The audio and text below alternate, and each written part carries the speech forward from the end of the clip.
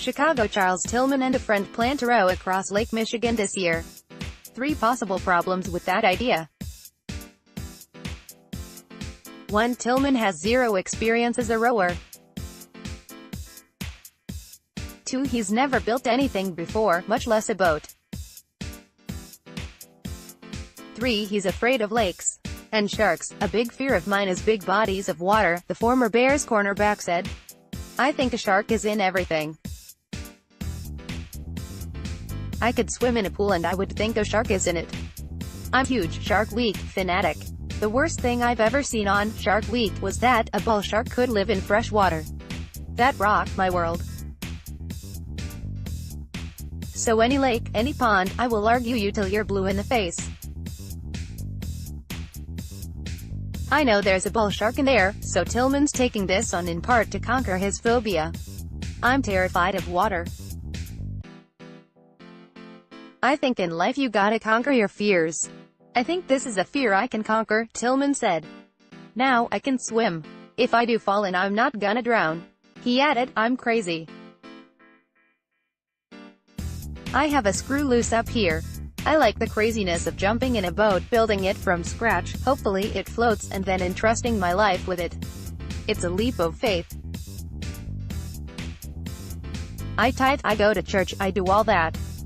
If it's my time, it's my time, but hopefully it ain't. Tillman and tech executive Jacob Beckley also are using the Row 4 Kids trek in August to raise money for pediatric cancer research and to financially support families of child cancer patients. My wife Jackie thinks I'm dumb. She's like, really, with this, but I definitely think it's for a great cause. My wife and I are passionate about what we do with the Cornerstone Foundation. Jake is passionate about the Beckley Foundation with the cancer research that they raise for Dr. Mary Beth, Madonna and neuroblastoma. We, at Cornerstone, write these micro-grants and support these families here in Chicago, and we do some stuff in Carolina. It's a lot of people out there who helped me when my daughter Tiana was sick, said Tillman, referring to his family's ordeal in 2008 when his then baby daughter was born with cardiomyopathy and needed a heart transplant. As they say, it takes a village. Oh, I had a whole village, plus some, that really helped us out. This is our way of giving back. What other way, man? Just get off your butt and build a boat and row across Lake Michigan. Tillman got the idea after chatting with Beckley at a charity gala. Beckley had rowed solo across the lake 3 years ago as a fundraiser for his foundation. I woke up in the middle of one night, just a crazy thought. I think I'm going to row across Lake Michigan, Beckley said.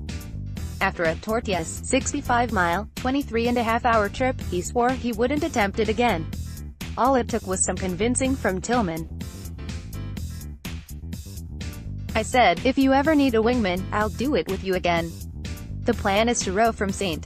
Joseph, Mich. to Chicago, maybe Montrose Harbor. But they don't have a date, exact route or time of departure yet. There are many factors, weather foremost, that go into those decisions and more still needs to be done. But first comes the boat building and the training. Tillman wanted to buy a boat, but one would have to customized for this kind of trip, and he was shocked by how expensive it would be, roughly $80,000. Every dollar out of our pocket is a dollar not going to our causes, Beckley said. So we immediately rolled that we're going to build our own boat. I'm not sure he was extremely confident that we could, but I think after he saw it come together, he was like, I think we got this. For weeks, the pair have been assembling the 22-foot-long, 5-foot-wide, at its widest boat from scratch at a shop called Make It Here Inc. in Downers Grove, Ill. It's made with Acoma marine-grade plywood and weighs an estimated 350 pounds. Not a handyman, man, I'm terrible with these, said Tillman, looking down at his hands. I'd rather be punching footballs out. But I'm learning the little bit of ingenuity I do have. I'm digging it. I appreciate it. I got this sweat equity built into this boat.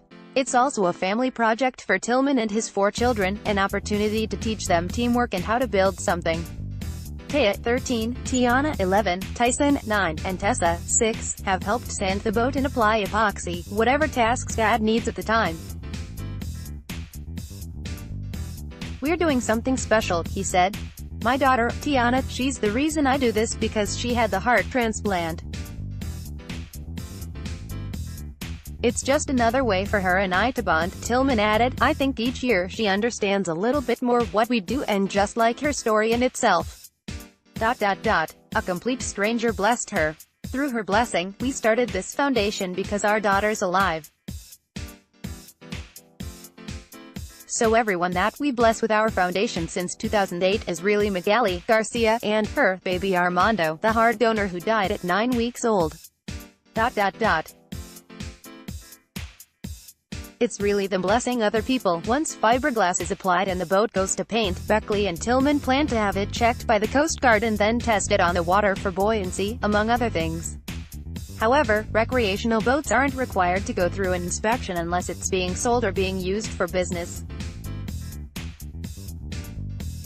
The Coast Guard Auxiliary does provide complimentary safety checks, but it doesn't evaluate seaworthiness. While this is going on, Tillman and Beckley have been developing their own training regimens, but Beckley said he'll also have to teach Tillman techniques unique to rowing. When Tillman's ready, they'll go out on the water, perhaps in early May if the weather's good. "I think the first body of water we're going to get on is going to be the Chicago River. We'll see how things go on that," Beckley said. After a month, Beckley hopes to step up to training on Lake Michigan, which can be so unpredictable. That's why it's super important to research the weather, research the conditions, Lieutenant Kate Woods, Inspections Division Chief at the Marine Safety Unit Chicago, added that there can be huge 6 to 12-foot waves, unpredictable weather and those kinds of things. She advised that Tillman and Beckley send the Coast Guard a communications plan, including predetermined periodic check-ins, as well as a float plan, since Lake Michigan gets congested that time of year. She also noted that the lake can be dangerous even for experienced boaters, citing last summer's tragedy when John Santorelli fell overboard and drowned during the Chicago Yacht Club's race. "That would be my caution to these two," Woods said. The Coast Guard sees this every day where people with the best intentions and the best preparations may end up in a situation that is less than desirable, she said. Mind you, Beckley doesn't have much experience more on the water, or in it, than Tillman. Before Beckley made his own boat to row across Lake Michigan in 2016, he had never built a boat, never rowed. "I didn't know how to swim. Never took swim class. I can float on my back." After a pause, he added, "We've got life preservers." Tillman has skydived twice, but this latest daredevil undertaking hasn't hit him yet. "Right now it's excitement because I'm building this boat.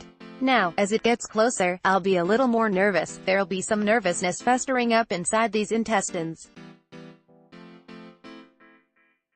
Definitely, Tillman understands the risks but trusts his partner. "And they'll be prepared. We got a chase boat," he said, referring to a support vessel that will follow them. "Coast Guard gonna know. We got radio, satellite equipment. I'm not scared in that regard. If we get into a jam, that big boat gonna save us. The first time I learned how to swim I just jumped in." At least Tillman shouldn't have to worry about sharks. As for Lake Michigan, there have never been substantiated reports of sharks, Mark Schick, director of Fishes Exhibit Development at Shedd Aquarium, said via email. People have mistakenly identified lake sturgeon as sharks, but they are a harmless large fish with a body shape similar to a shark. Lake sturgeons are native to the Great Lakes and the only sharks I know of around here are at Shedd Aquarium.